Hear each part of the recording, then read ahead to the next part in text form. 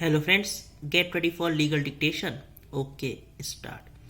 However, this fact is sought to be distinguished by the respondents on the ground that it was an appointment in an autonomous body and therefore it will not amount to any regular recruitment as understood under the absorption rules. We are unable to accept this stand in the counter affidavit, inasmuch as the very letter of appointment of Shiv Prakash Sharma itself refers to Senani Kalyan Parishad to be governed by the government order dated 23/12/2001, and absorption has been acknowledged on account of Shiv Prakash Sharma being a retrenched employee. Thus, there is no doubt that the absorption of Shiv Prakash Sharma was clearly an account of his retrenchment after he had withdrawn his writ petition. So far as the status of the Senani Kalyan Parishad is concerned, a reference to the office memorandum dated 12/2/1973 issued by the government of Uttar Pradesh would clarify the position. In clause 4 of the said memorandum, it has been categorically stated that the Senani Kalyan Parishad shall be a government institution.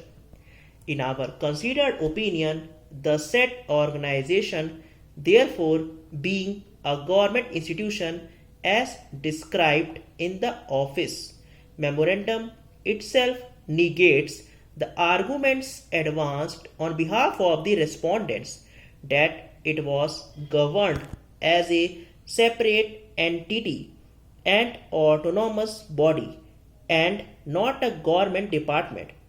The absorption of Shiv Prakash Sharma was in a government institution. As such, no distinction can be drawn on that count.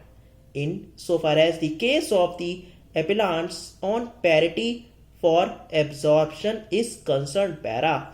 Coming to the question of applicability of the 2003 recession rules, suffice it to mention that the issue of absorption had already been raised immediately upon the corporation being wound up in the year 1999. Thus, the status of retrenchment was already being faced by the appellants, and they had already raised their claims much prior to the enforcement of the recession rules 2003. The said fact is also fortified by the fact that the interim order was issued on 25/5/2000 directing the state government to consider the same. Consequently, the entire exercise had already commenced, and the state government having failed to take a decision, the rights of the appellants had already crystallized, the adjudication whereof has now been made under the impugned judgment. In such a situation, the conclusion drawn by the learned single judge that since the employees have been retrenched after the recession rules 2003, nowhere affects the rights of the appellants, whereas in fact the appellants were already facing retrenchment and they were entitled for consideration of their rights accrued earlier, as already pointed out in the judgment of Vinod Kumar Kushwaha and other judgments in the connected writ petitions.